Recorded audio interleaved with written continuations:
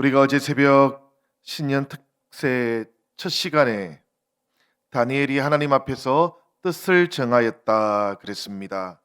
그래서 왕의 음식과 또 포도주 대신에 채식과 물을 선택했던 것을 보았습니다. 바벨론의 모든 음식을 거부했던 것은 사실 아니었지요. 그러나 바벨론에 길들여지는 것, 그것은 최선을 다해서 피하고자 했던 것입니다. 그래서 기본적인 생존만 보장받는 그 채식과 물을 선택했던 것이에요. 그런 다음에 다니엘은 곧바로 자신의 일상의 공간에 창문을 하나 열었습니다. 그리고는 3번씩 기도하던 윗방을 준비하게 되었어요. 이 윗방을 준비한다라는 것은 하나님 앞에 구별된 공간을 준비한다라는 것을 의미했던 것이고요. 성전에 갈 수 없었던 다니엘에게는 자신의 내면에 지성소를 하나 준비한다라는 그런 의미를 가지고 있는 것입니다. 사랑하는 성도 여러분, 코로나 시대 속에서 예배가 어려워졌고 또 여러 가지 신앙생활이 불가능하게 되어버린 이런 상황들 속에서 그래도 우리도 길들여지지 않기 위해서 최선을 다할 수 있기를 바랍니다. 신앙의 본질을 잃어버리지 않고 하나님의 백성으로 살아가기 위해서 우리도 뜻을 정하고 우리의 가정과 또 우리의 마음 속에 이렇게 지성소를 마련해 보시는 은혜가 있기를 주님의 이름으로 축원합니다. 열흘 동안 채식과 물만 먹었던 다니엘과 그 세 친구들이 왕의 음식을 먹은 다른 소년들보다도 안색이 더 좋았다 그럽니다. 그래서 환관장 아스푸나스는 전체 교육 기간들 동안에 3년입니다. 여러분, 이 3년 동안 계속해서 채소를 공급하게 되었고요. 하나님께서는 또한 다니엘과 뜻을 정한 그 젊은이들에게 지혜와 지식의 은사를 부어 주셨다 그럽니다. 다니엘에게는 특별히 꿈을 보고 환상을 해석하는 그런 능력까지도 허락해 주셨다라고 성경은 우리에게 말씀하고 있습니다. 그래서 이 3년의 모든 교육 기간이 끝나게 되었을 때 모든 청년들이 느부갓네살 앞에 서게 되었어요. 그런데 뜻을 정하고 올바른 결심의 입각에서 공부했던 그 다니엘과 세 친구들이 가장 뛰어나서 왕의 가장 가까운 곳에서 일하게 된 왕의 지혜자들이 되었다라고 성경은 우리에게 증언합니다. 이렇게 위기가 끝이 나는 듯 했어요, 여러분. 그런데 예기치 못한 곳에서 또 다른 위기가 찾아오게 되었습니다. 어느 날인가 느부갓네살이 꿈을 꾸게 되었던 것이지요. 그리고 아침에 일어났는데 그 꿈에 대한 느낌은 남아 있는데 꿈의 내용이 하나도 기억이 나지 않는 겁니다. 우리도 종종 이럴 때가 있죠, 여러분. 아침에 꿈을 꾼 것까지는 알겠는데 그 꿈의 내용이 기억이 나지 않는 겁니다. 느부갓네살이 이 일로 괴로워하다가 바벨론의 모든 지혜자들을 다 불러서 이 꿈에 대해서 알려주기를 명했습니다. 그러자 바벨론의 지혜자들이 왕에게 와서 이렇게 말을 합니다. 왕이시여, 꿈의 내용을 알려주시면 꿈을 해석해 드리겠습니다. 그러자 느부갓네살 왕이 뭐라고 말하는가 하면 꿈의 내용과 꿈의 해석을 말해주면 상을 받을 것이고 그것을 말해주지 못한다면 목숨을 내어 놓아야 될 것이다. 이렇게 말했어요. 이 바벨론의 모든 지혜자들이 왕 앞에서 뭐라고 얘기하는가 하면 왕이시여, 이제까지 어떤 왕도 이렇게 명령한 적은 없었습니다. 이 세상에 어떤 사람도 왕의 명령을 수행할 수는 없을 것입니다. 라고 그렇게 대답을 했다 합니다. 그러자 왕이 크게 화가 났어요. 그래서 바벨론의 모든 지혜자들을 다 죽이라 그렇게 명령을 내렸는데 이 명령이 왕의 지혜자로 살아가고 있었던 다니엘과 세 친구들에게도 영향을 미치게 되었던 겁니다. 다니엘이 급히 그 세 친구들에게 와서는 이 일을 알려주었어요. 그리고 하나님께서 긍휼을 베푸셔서 이 비밀을 알게 해 주시기를 기도하자, 그렇게 요청을 했습니다. 사랑하는 성도 여러분, 기도가 위기를 극복하는 신앙의 비결이다라는 것, 이것은 우리가 다 잘 알고 있습니다. 너무나 분명하지요. 느부갓네살의 요구가 사실 말도 안 되는 요구였습니다마는, 그러나 하나님 앞에 다니엘은 기도하자 이렇게 말했습니다. 사람으로서는 해결할 길이 없는 그런 위기였는데요. 그래도 성경의 말씀을 보면 다니엘은 기도하는 가운데 이 위기로부터 벗어났고 또 많은 사람을 구할 수 있었다라고 그렇게 말씀하고 있기도 합니다. 바로 기도하던 그 밤에 하나님께서 다니엘에게 나타나서 비밀을 알려주셨기 때문이에요. 그래서 종종 다니엘 2장에 하나님은 비밀을 말씀해 주시는 하나님이시다, 우리가 그렇게 부르고 있기도 합니다. 성도 여러분, 저도 지난 10월 초에 기도하다가 말씀과 기도와 찬양이 역사하는 교회가 되기를 하나님께서 기도하도록 그렇게 인도해 주셨습니다. 사실 그 당시에는 수도권 비대면 예배 상황이었거든요. 50명 미만으로만 모여서 예배 드릴 수 있을 때였는데, 금요일 밤에 기도하던 중에 하나님께서 자꾸만 이렇게 기도하도록 인도를 해 가시는 겁니다. 말씀이 역사해야 된다고, 그리고 기도가 역사해야 된다고, 찬양이 역사해야만 이 코로나 시대 가운데에서도 위기를 이겨나갈 수 있다고 그렇게 자꾸만 감동을 주시는 겁니다. 모든 교회들이 말씀이 있지요. 모든 성도들이 기도하지요. 모두가 다 찬양을 하지요. 그런데 하나님께서는 그때 감동을 주시기를 말씀이 역사해야 되고 기도가 역사해야 되고 찬양이 역사해야만 위기를 이겨나갈 수 있게 될 것이다, 그렇게 자꾸만 감동을 주시는 것입니다. 그 기도 제목을 붙잡고 그때부터 지금까지 쭉 기도를 해오고 있는데, 오늘 여러분들하고 이 기도 제목을 나누었으니까 앞으로는 여러분들도 함께 기도해 주시기를 바랍니다. 이 코로나라고 하는 위기 앞에서 역사하고 있는 말씀과 기도와 찬양이 우리의 신앙을 지켜주고 회복시켜 갈 수 있도록 함께 기도에 참여해 주시면 좋겠습니다. 우리 하나님께서 기도하는 다니엘에게 알게 해 주셨던 느부갓네살의 꿈의 내용은 이런 것이었어요. 꿈에 크고 빛나고 찬란하고 무시무시한 신상이 하나 나타났다는 것입니다. 머리는 순금이고 가슴과 팔은 은이고, 그리고 배와 넓적다리는 구리로 되어 있었어요. 무릎 아래에는 쇠로 되어 있었고, 발은 일부는 쇠로 되어 있고 일부는 진흙으로 되어 있었다 그럽니다. 그런데 여러분, 이 신상에 손대지 않은, 그러니까 사람의 가공, 이 세공이 들어가지 않은 자연적인 돌 하나가 날아와서는 쇠와 진흙으로 되어 있는 신상에 발을 쳐서 부러뜨려 버렸다 그럽니다. 그래서 쇠와 진흙과 노쇠와 은과 금이 다 부서져 버렸고요. 그리고는 바람에 날려서 흔적도 없이 사라져 버렸다라 그럽니다.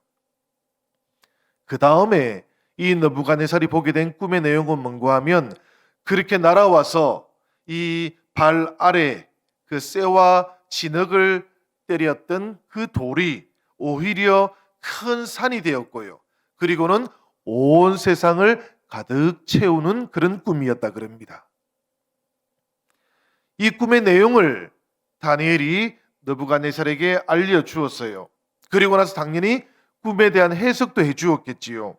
순금은 느부갓네살 왕이 다스리는 바벨론이다 라고 알려주었습니다. 그리고 느부갓네살 왕은 모든 왕들 중에서도 으뜸이신 왕이십니다 라고 그렇게 알려주었고요.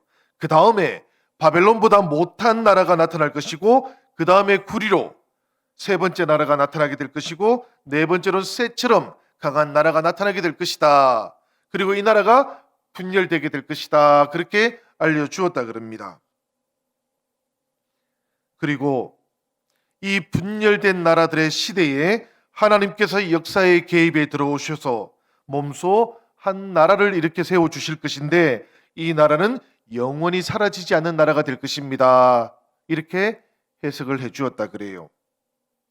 일반적으로 이 나라들은 바벨론과 메데 그리고 페르시아 그리고 알렉산더 대왕의 헬라 제국을 가리키는 것이다. 그렇게 해석을 해오고 있습니다.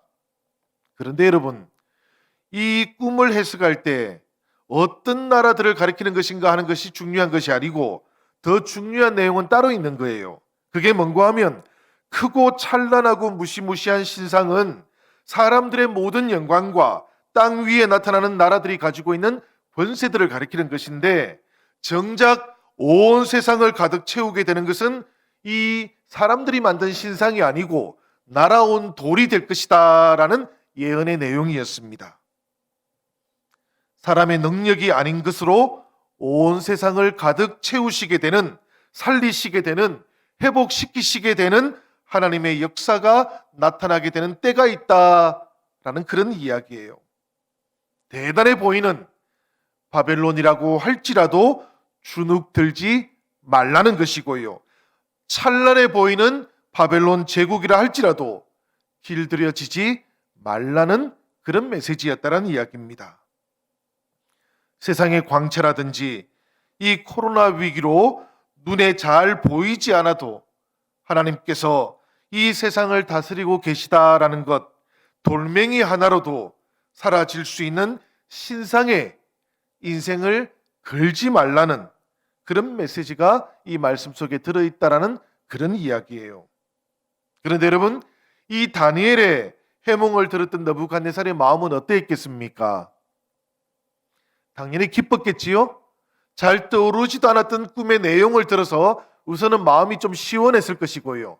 그 다음에 들은 내용이 뭔가 하면 지상의 왕들 중에 가장 으뜸인 왕이 자신이라고 하니까 이 꿈의 내용을 들었던 느부갓네살의 마음이 기뻤던 거예요. 그런데 여러분, 이렇게 위기가 지나가는 것 같더니만 또 다른 위기가 찾아와 버립니다. 오늘 우리가 다니엘 3장을 읽었는데 제가 2장의 말씀을 길게 말씀드렸잖아요. 이 다시 찾아온 위기가 이 두 번째 위기와 관련되어 있었기 때문이에요.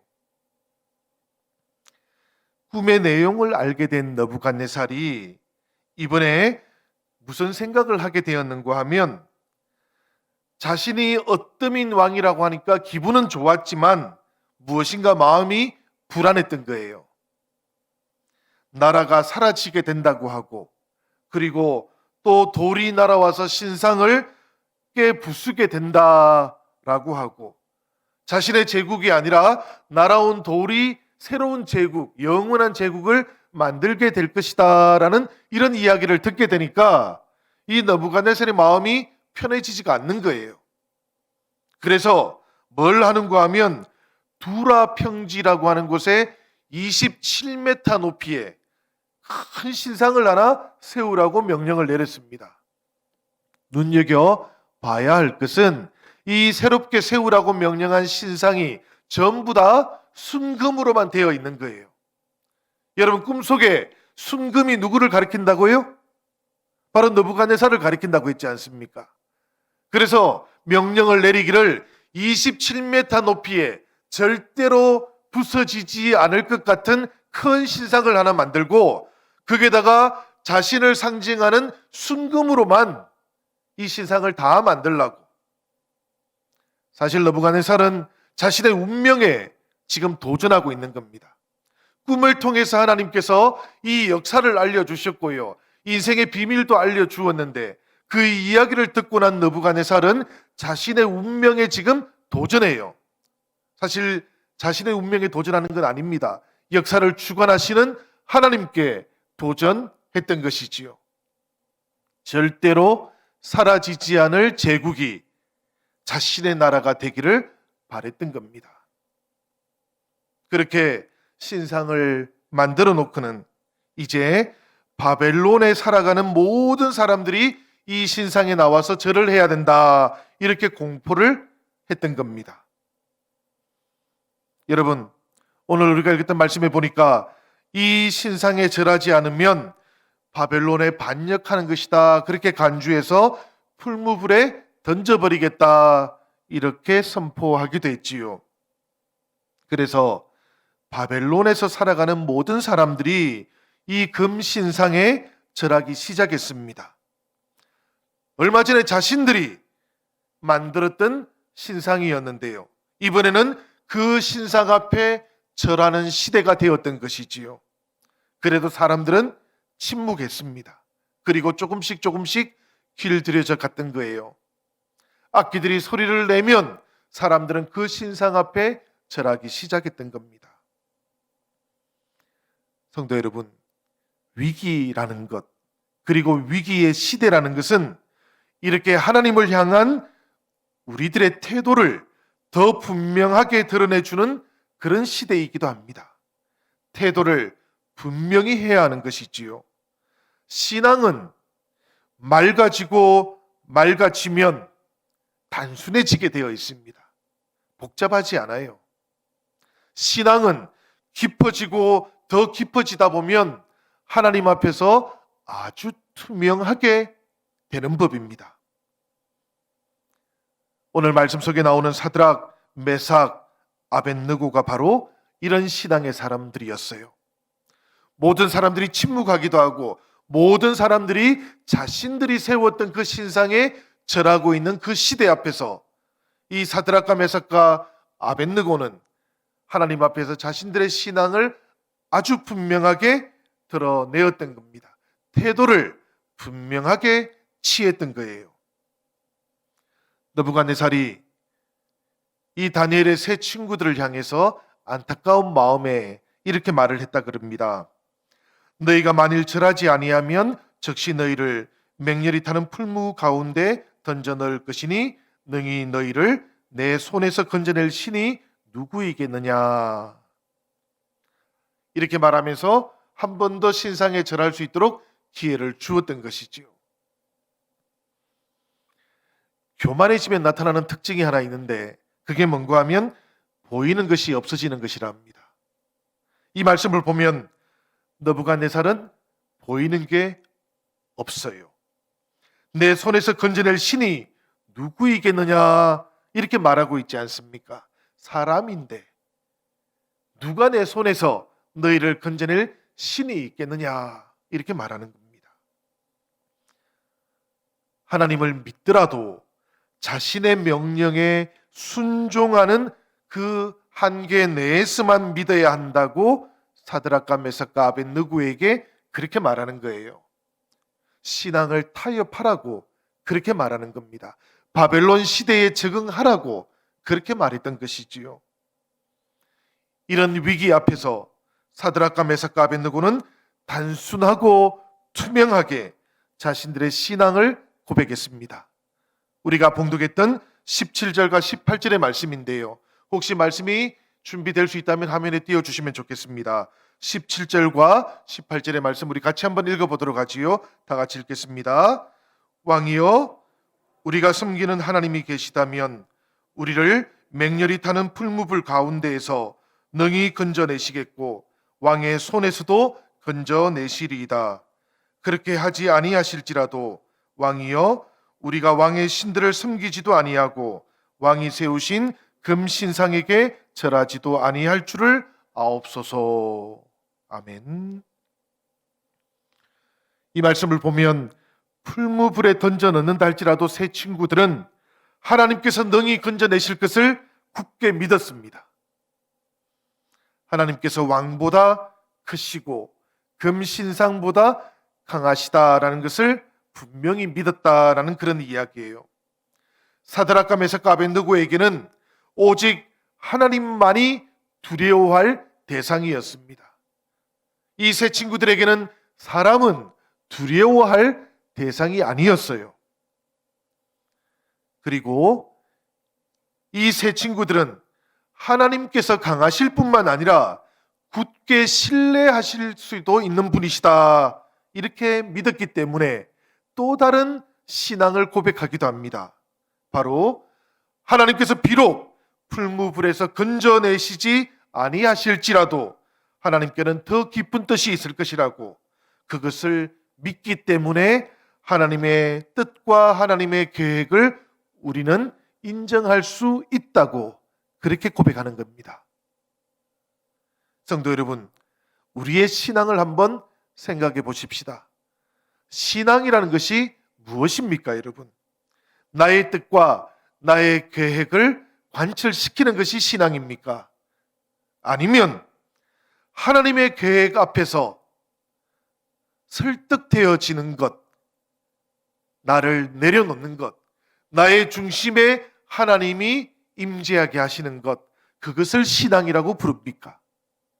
사드락과 메삭과 아벳느고는 아주 분명하게 하나님의 뜻 앞에서 설득당할 준비가 되어 있었던 사람들입니다. 비록 자신들이 원하고 자신들이 꿈꾸었던 것이 이루어지지 않는다고 할지라도 거기에 분명히 하나님의 또 다른 계획이 있을 것이다라는 것을 인정하고 받아들였던 것이지요. 바벨론 시대를 살아간다면, 그리고 코로나 시대를 살아간다면, 살아가는 여러분, 바로 이 믿음이 있어야 우리는 하나님을 더욱더 굳게 신뢰할 수가 있습니다. 크시고 강하신 하나님께서 우리에게 좋은 일을 이루어 주실 것이고, 또 때로 우리를 보호해 주실 것입니다. 우리는 그것을 굳게 믿습니다. 그러나 동시에 그리하지 아니하실지라도 그곳에 하나님의 뜻이 분명하게 있다라는 것을 우리가 인정하고 받아들일 때, 굳게 믿는 우리의 믿음이 나와 갈등을 일으키지 않게 되는 겁니다. 나의 생각과 갈등을 일으키지도 않게 되는 것입니다. 신앙이 위기 속에서도 빛을 발휘할 수 있게 되는 것입니다. 사드락과 메삭과 아벳느고는 그리 아니하실지라도라는 이 고백을 통해서 하나님께서 나의 기도를 들어주지 않을 것이다라고 생각했던 게 아니에요. 너무나 분명하게 굳게 믿고 있었던 것입니다. 다만 자신들이 살아가고 있는 그 시대 속에서 때때로 고난을 당한다 할지라도, 심지어는 풀무 속에 던져진다고 할지라도 거기에 하나님께서 가지고 계시는 또 다른 뜻과 계획이 분명히 있다는 것을 믿고 있었던 겁니다. 받아들이고 있었던 거예요. 그것을 인정했던 거예요. 그러니까 사드락과 메삭과 아벳느고에게는 오직 하나님이 모든 것이었던 것이지요. 상황이 그들을 다스리고 그들을 이끌어갔던 것이 아니라 하나님이 그들을 이끌어가고 있었던 것입니다. 사랑하는 여러분, 그런 사드락과 메삭과 아벳느고를 바라보신 하나님께서 풀무 속에 있는 그들 속에 함께 동행하셨던 것이지요. 느부갓네살이 이 세 친구들을 풀무 속에 던지라고 그렇게 명령을 했습니다. 그렇지만 느부갓네살은 기대했던 장면을 볼 수가 없었어요. 오히려 전혀 알 수도 없었고 예측하지도 못했던 장면을 보게 되었습니다. 분명히 세 사람을 풀무 속에 던졌는데 그 속에 네 사람이 심지어는 사슬에 매이지도 않고 자유롭게 거닐고 있는 것을 보게 되었던 것이지요. 저는 이 장면이 참으로 은혜로웠습니다. 사랑하는 여러분, 우리는 분명히 이 코로나 시대를 지나가는 동안에 때때로 어렵고 시련 같은 것들을 지나가게 되어 있습니다. 많은 분들이 그 길을 걸어오고 계셨고 또 지나오시기도 했을 겁니다. 사드락과 메삭과 아벳느고는 풀무 속에 던져져서 시련을 겪고 있었는데요. 그런데 놀라운 것은 이 네 번째 존재가 그들을 처음부터 끝까지 보호해 주었다라는 이야기예요. 그리고 느부갓네살이 그것을 발견하고는 이제 풀무 속에서 그들을 나올 수 있도록 하여라, 그렇게 명령을 했지 않습니까? 그때부터 네 번째 존재는 다시 보이지가 않는 겁니다. 존재하기는 하시되 보이지는 않으시는 거예요. 성도들이 믿음을 가지고 결단하고 믿음을 가지고 바벨론에서 살아가기로 선택하는 그때 풀무 속을 지나간다고 할지라도 하나님께서는 몸소 찾아오셔서 성도들과 함께 동행하시고 그 풀무불과 같은 시련을 이겨낼 수 있도록 하시는 분이신데요. 그러나 그분은 다시 일상을 살아가는 동안에는 보이지 아니하신다라는 이야기입니다. 우리가 일상을 살아가는 동안에 우리의 하나님께서는 비록 눈에 보이지 않는다 할지라도 우리와 함께 동행하십니다. 그리고 우리들이 시련 속에 들어갈 때에는 여전히 우리를 보호하시기 위해서 우리와 함께 하시는 분이시다라는 것을 기억하시기를 바랍니다. 사드락과 메삭과 아벳느고가 그리 아니하실지라도 우리는 하나님을 믿고 하나님만 따르겠습니다라고 결단할 때 우리 하나님께서 그들을 보호하시고 지켜주셨던 것처럼 위기 속에서 신앙을 지키고 이 코로나 시대 가운데에서도 하나님을 향한 믿음을 새롭게 하기 원하는 우리들 모두에게도 우리 하나님께서는 늘 보이지 않는 일상 속에서 함께 하실 것이고 시련의 길을 걸어간다면 그때는 더욱더 분명하고 뚜렷하게 우리를 지키고 보호하시며 함께하여 주실 것입니다. 이것을 믿으면서 오늘 이 새벽 우리 결단 찬양 하나님께 드리도록 하겠습니다.